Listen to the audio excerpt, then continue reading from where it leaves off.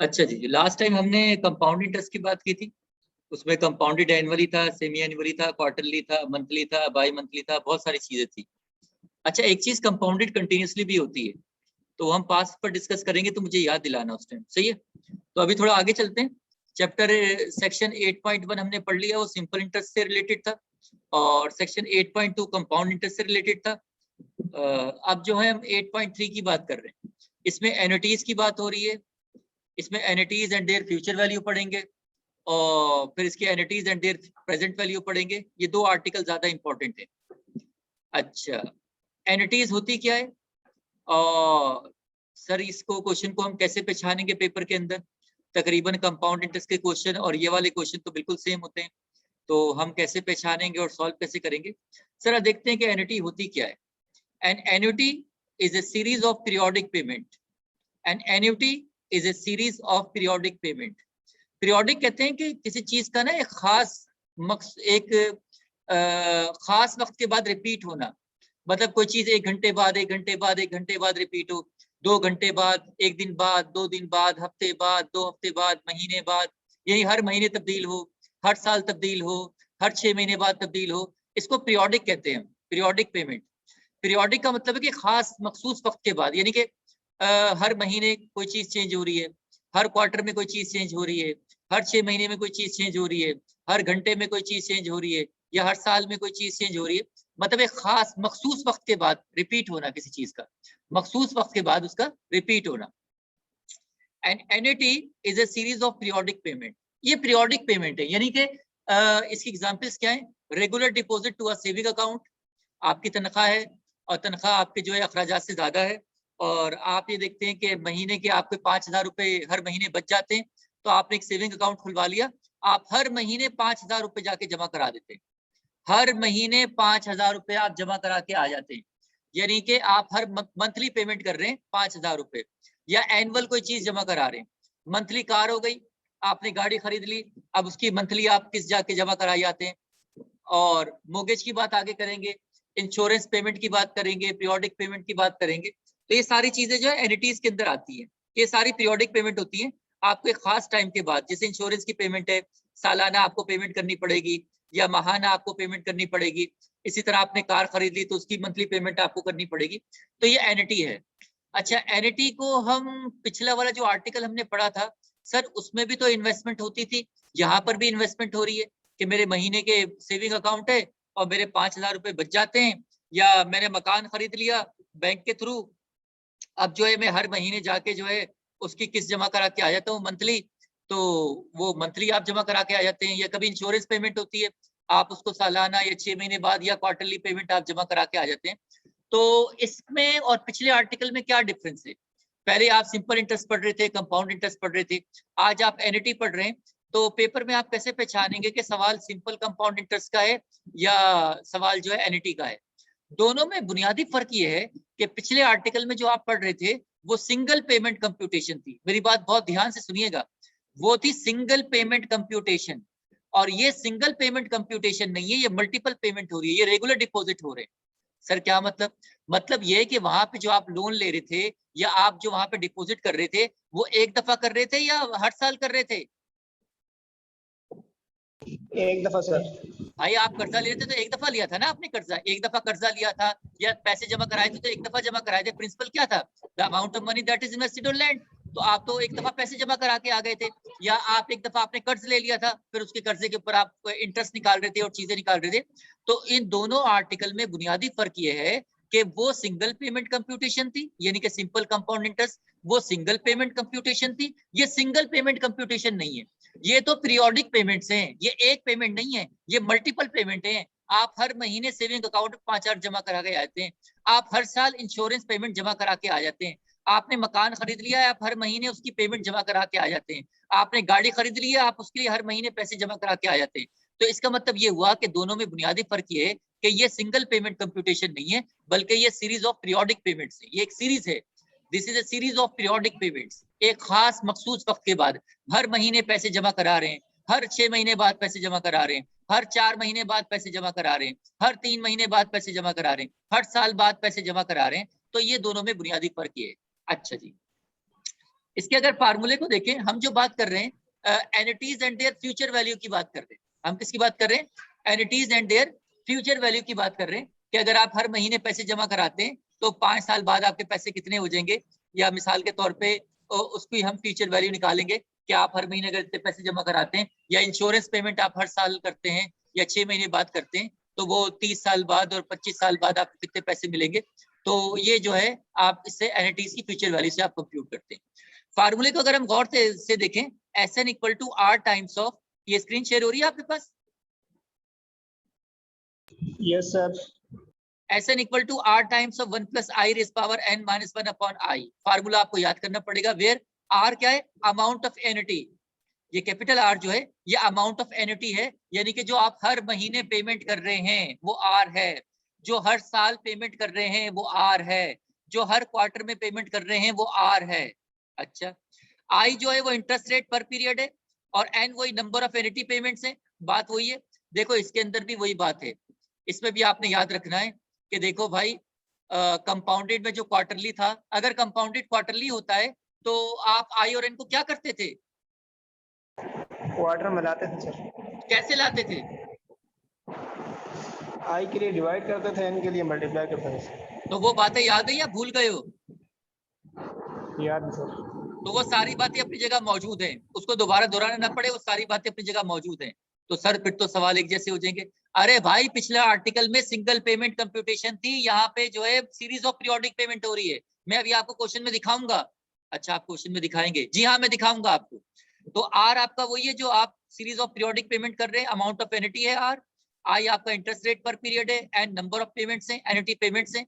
और इसी तरह ये जो है ये फ्यूचर वैल्यू है, एस जो है जैसे कंपाउंड अमाउंट होता था, ये SN जो है फ्यूचर वैल्यू है कि मैं हर महीने 5,000 जमा करा के आता हूँ तो 5 साल बाद मेरे पैसे कितने हो जाएंगे वो SN से मालूम हो जाएगा। और इंटरेस्ट कैसे निकालेंगे आप? SN माइनस NR क्यों लिखा हुआ है? तो R लिखना चाहिए, NR क्यों लिखा हुआ है?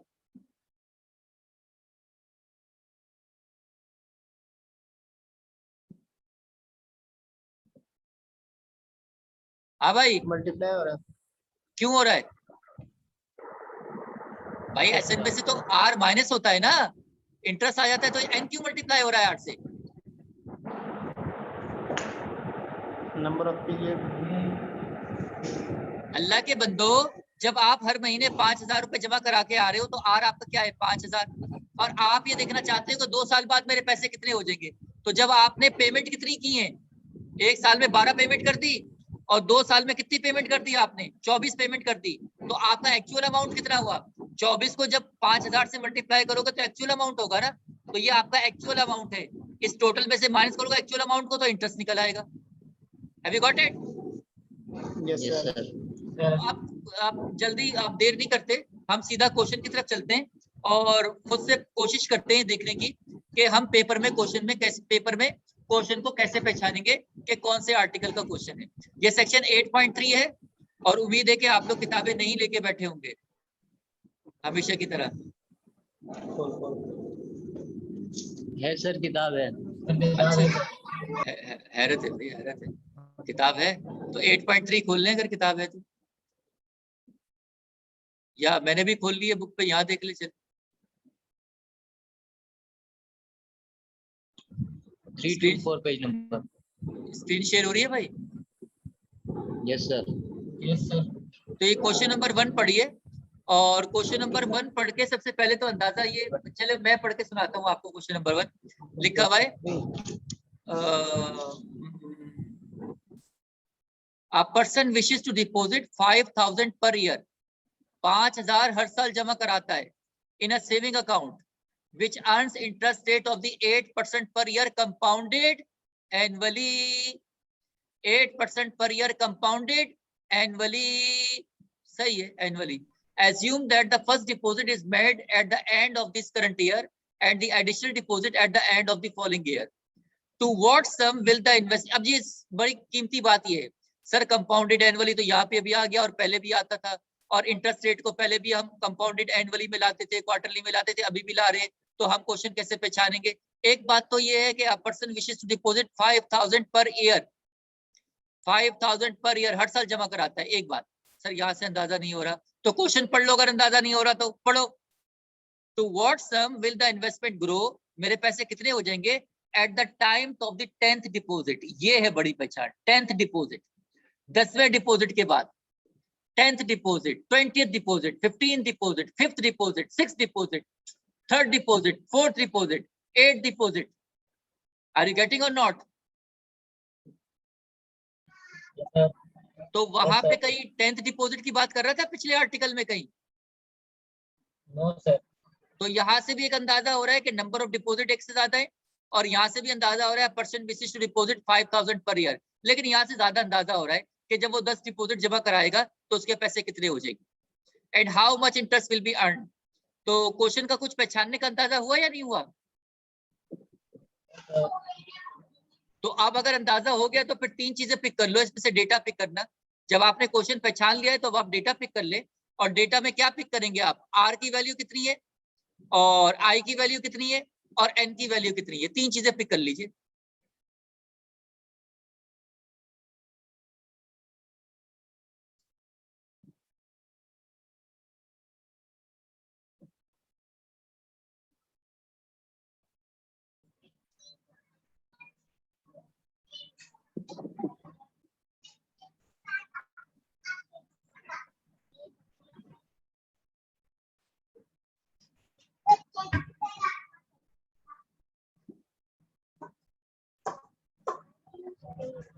भाई डेटा पिक कर लीजिए भाई। कहाँ हो भाई तुम सारे? आर कितना सर है? ये आर आर सर 500 तो 5000 पर ईयर, और एन है 8% पर ईयर कंपाउंडेड एनुअली। नहीं एन 10th डिपॉजिट, हाँ सॉरी। आई जो है 8% per year compounded. 8% per year sir, compounded annually. तो चेंज नहीं करेंगे क्या इसको?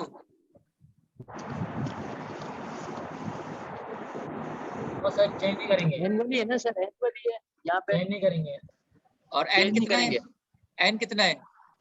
10th 10 डिपॉजिट है सर। 10th डिपॉजिट है। और मालूम क्या करना है? सर, इंटरेस्ट मालूम करना है और सब मालूम करना है। चलो देखते हैं इस क्वेश्चन को। ये लीजिए जी, question number 1, amount of annuity R is equal to $5000, interest rate 8% per year, percentage से निकाल दिया क्योंकि कंपाउंडेड एनुअली है। नंबर ऑफ एन्युटी पेमेंट कितनी है? 10 है। आपको एसएन मालूम करना होता है, तो एन यहाँ पे 10 है, तो लिहाजा एस10 मालूम करना है कि 10वें डिपॉजिट के बाद अमाउंट कितना हो जाएगा, और इंटरेस्ट भी मालूम करना है। तो फार्मूले को यूज करेंगे, फार्मूला मौजूद है हमारे पास। S N equal to N की जगह पे 10 रखा है, एस10 मालूम करना है, आर की जगह 5000, 1 प्लस आई आपका 0.08 है, एन जो है वो 10 है पावर, -1 अपॉन आई कितना 0.08। आप जरा इसको पूरे इसको सॉल्व करके बताइए क्या रिजल्ट आ रहा है। कैलकुलेटर चलाइए जरा, जी सर। कैलकुलेटर चलाइए और बताइए क्या आ रहा है।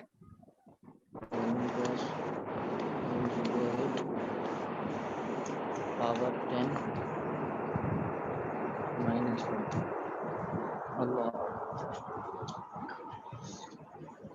अगर आप इसको पूरा फीड करने में मुश्किल हो रही है तो तरीका ये होगा कि पहले अंदर वाले को सॉल्व कर लें। क्या कर्सर नजर आ रहा है आप लोग को?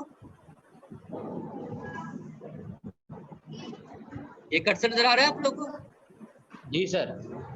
तो ये पहले आप ऐसा करें, ब्रैकेट में अंदर वाले को सॉल्व कर लें, 5000 को भी भूल जाएं, अंदर वाले को सॉल्व कर लें। यानी कि पहले इसको सॉल्व करें, 1 ब्रैकेट ओपन करें, 1 प्लस 0.08 ब्रैकेट क्लोज पावर 10 -1 ये निकाल लें। फिर जो आंसर आए उसको डिवाइड कर दें 0.08 से, और जो आंसर आए उसको मल्टीप्लाई करें 5000 से, और बताएं जवाब क्या आ रहा है।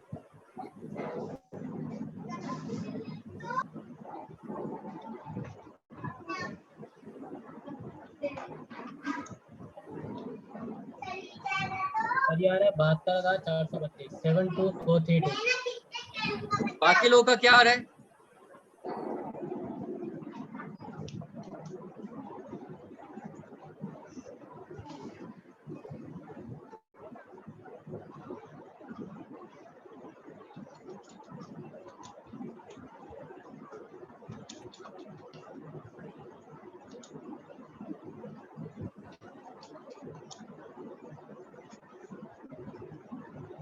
हमारे पास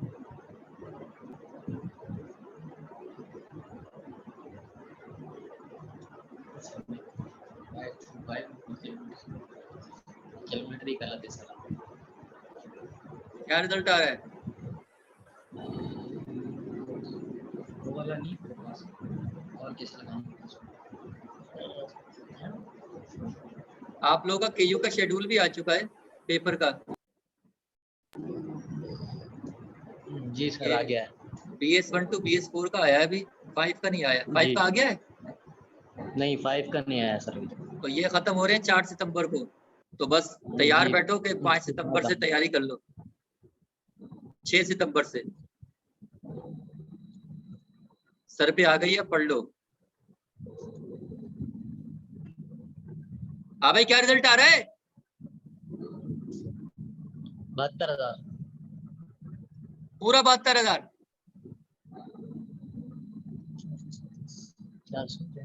437 भी सर। 437 या 432 432 point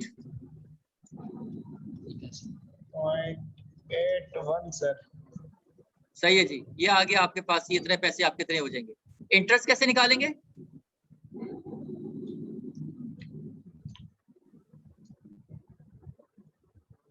interest is equal to SN minus NR। SN आपने निकाला हुआ है, माइनस N कितनी है? N 10 पेमेंट्स है, R 5,000 है, यानी 50,000 आपने जमा कराई थी, आपके 72,000 कुछ हो गए, तो लिहाजा आपको 22,432 रुपए मिले। Have you got it? Got it sir. अच्छा, आगे चले, टाइम कम है, आगे चले। अच्छा, इस क्वेश्चन में वैरायटी क्या क्या हो सकती है? तो पहली बात तो ये कि कंपाउंडेड एनुअली तो आपको आता है, अगर कंपाउंडेड सेमी एनुअली हो जाए तो क्या होगा? इनसे मल्टीप्लाई करेंगे फिर आई से डिवाइड करेंगे। तो वो क्वेश्चन करवाने की जरूरत है या बात समझ में आ गई है आपके? आ गई है सर समझ। लेकिन क्वेश्चन आपको दिखा देते हैं। तो ये कंपाउंडेड एनुअली क्वेश्चन नंबर 2 भी है, क्वेश्चन 3 भी मेरे ख्याल से हाँ, क्वेश्चन 3 पढ़े जरा।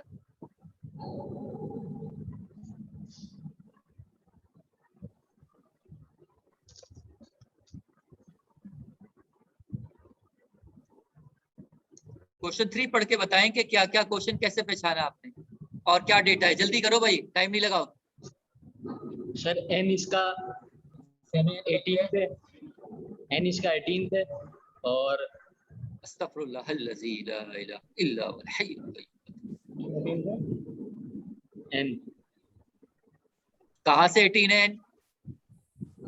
18 सर सर मल्टीप्लाई ये होगा 2 से what amount will be 36 amount 36 grow होगा बाय सर। द N 36 होगा ना अल्लाह के बंदे। 18वीं बर्थडे सर, है 36 तो 18 साल का बच्चा हो गया तो सेमी एनुअल है, तो कितने होंगे? 36 हो जाएगा ना। Yes sir. जी सर वो मल्टीप्लाई करेंगे सही। कंपाउंडेड सेमी एनुअल है ना, तो कंपाउंडेड सेमी एनुअल के लिए क्या होगा? 18 साल का जब बच्चा होगा तो वो 36 पेमेंट हो गई ना, उसने 36 पेमेंट दे दी ना सेमी एनुअल के हिसाब से, तो N 36 हो गया ना। जी सर 2 से मल्टीप्लाई करेंगे सही है। तो R कितना है? R है सर 750 700 और I कितना है? I है सर 8% पर ईयर।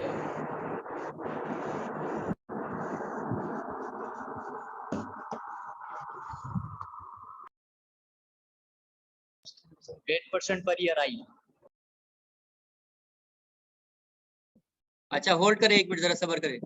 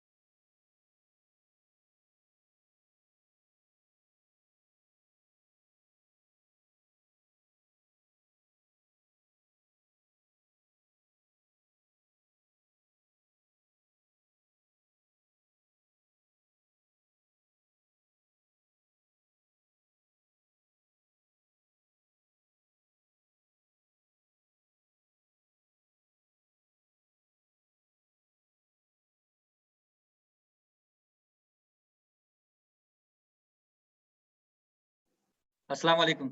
मौजूद है भाई सारे, ये चले गए? यस सर मौजूद है। कितने क्वेश्चन पढ़ लिए आप लोगों ने?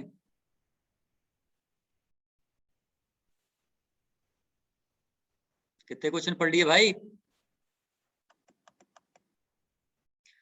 अच्छा, तो अभी तक जो सुभान अल्लाह, यानी उसके बाद मैं चला गया था, तुम भी चले गए हैं। अच्छा, इसमें मजीद वैरायटी ये हो सकती है कि अब तो ये क्वार्टरली वाला तो कर लोगे ना तुम, कंपाउंडेड क्वार्टरली, 4 से डिवाइड 4 से मल्टीप्लाई कर लोगे ना सारा, सेमी एनुअली 2 से डिवाइड 2 से मल्टीप्लाई। Yes sir. अच्छा, इसमें मजीद वैरायटी ये हो सकती है कि अभी तक आपको रेगुलर पेमेंट बता रहा था कि मैं हर महीने इतने पैसे जमा करा के आता हूँ और मेरे पैसे कितने हो जाएंगे। तो जैसे आपने पिछले आर्टिकल में पढ़ा था कि हमेशा एस नहीं पूछा जाता, कभी कभी आर भी पूछ लिया जाता है, कभी कभी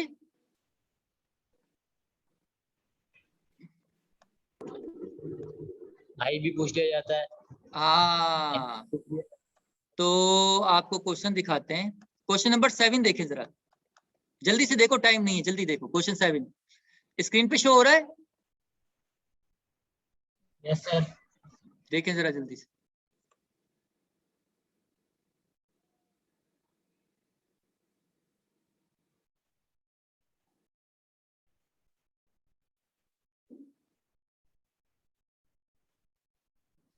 सर ये आर पूछ रहा है।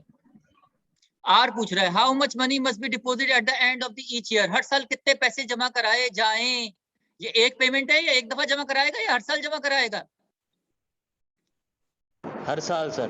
तो इसका मतलब है कि ये पिछला आर्टिकल नहीं है। आप ये अभी तो खैर आप लेक्चर में पढ़ रहे हैं ना, अगर पेपर में आएगा तो ये अंदाजा होना चाहिए आपको। If the objective is to accumulate $1,000, $100,000, $1,00,000 मिल जाए by the time of the 5th deposit, assume the interest is earned at the rate of the 15% per year compounded annually। चलो चेंज भी नहीं होगा। How much interest will be, तो are कितना है इसमें?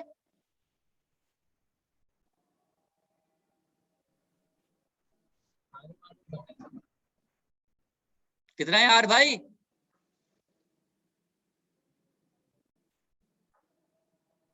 सात नंबर आर मालूम करना है। हाँ, डेटा बनाओ जरा जल्दी से इसका।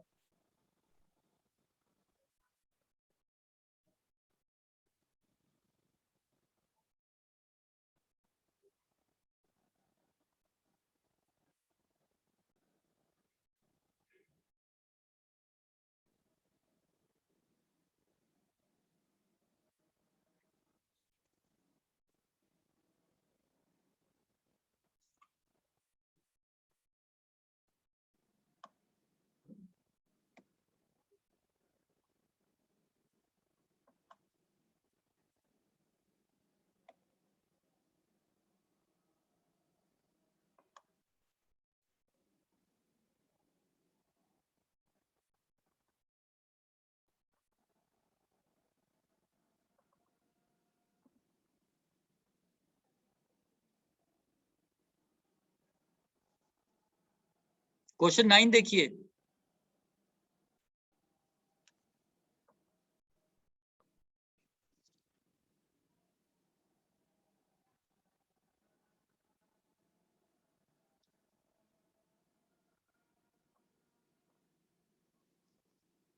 सर आर पूछा है इसमें भी।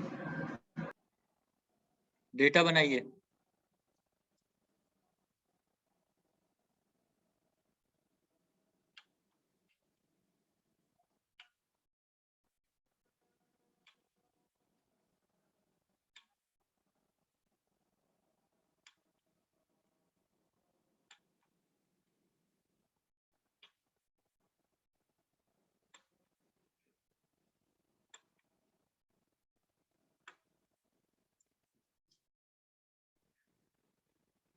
डेटा बनाओ भाई।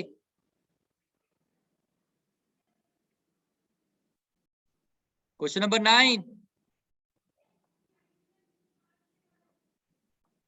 आर मालूम करना है, एस कितना है?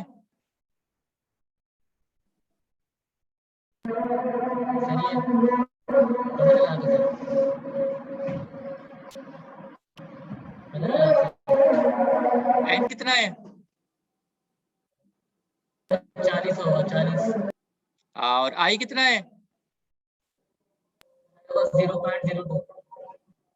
तो अब देखो जरा इसका सोल्यूशन देखो क्वेश्चन 9 का।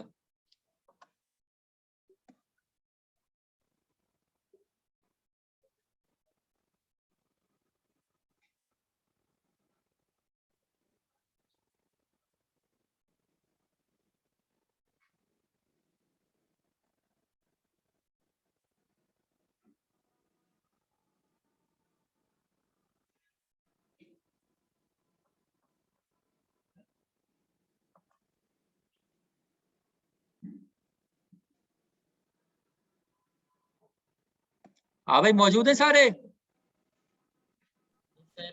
Yes sir. तो आर मालूम करना है, 8% पर ईयर है, कंपाउंडेड क्वार्टरली, तो 4 से डिवाइड कर देंगे तो पर क्वार्टर में आ जाएगा। एन इक्वल टू 10 ईयर्स है तो 4 से मल्टीप्लाई करेंगे 40 पेमेंट्स हो जाएंगी। एस 40 आपको दिया हुआ है उसने, आर आपने मालूम करना है और इंटरेस्ट मालूम करना है। फार्मूला आपके पास मौजूद है, तो एस की जगह पे उसकी वैल्यू रख दी, आर वैसी रहेगा, इन सब की वैल्यू रख दी। इस पूरे को सॉल्व कर लें, इस पूरे को जब सॉल्व कर लेंगे कैलकुलेटर से ये जवाब आ जाएगा। आर चूंकि इससे मल्टीप्लाई हो रहा है तो लिहाजा ये नंबर वहां जाके डिवाइड हो जाएगा, 60.402 ये डिवाइड हो जाएगा। तो डिवाइड करेंगे तो आर आपके पास आ जाएगा 24833.61, ये आर आ गया। इसी तरह अगर आपने इंटरेस्ट निकालना है तो बिल्कुल सेम फार्मूला है, S N minus N R करके, ये आपको फार्मूला दिया हुआ है इसमें, ये रहा, S N minus N R multiply कर दीजिए, इंटरेस्ट आ जाएगा। तो कुछ समझ में आ रहा है भाई? Yes sir. तो ये एनिटीज एंड देयर फ्यूचर वैल्यू थी। नेक्स्ट टाइम इंशाल्लाह प्रेजेंट वैल्यू देखेंगे और चैप्टर कंप्लीट करेंगे, और फिर आगे देखते हैं, चूंकि पेपर करीब है आप लोग के, तो अब देखते हैं कि फाइनल पास पेपर्स पे निगाह डालते हैं और देखते हैं पास पेपर सॉल्व कर रहे हो या नहीं कर रहे आप लोग।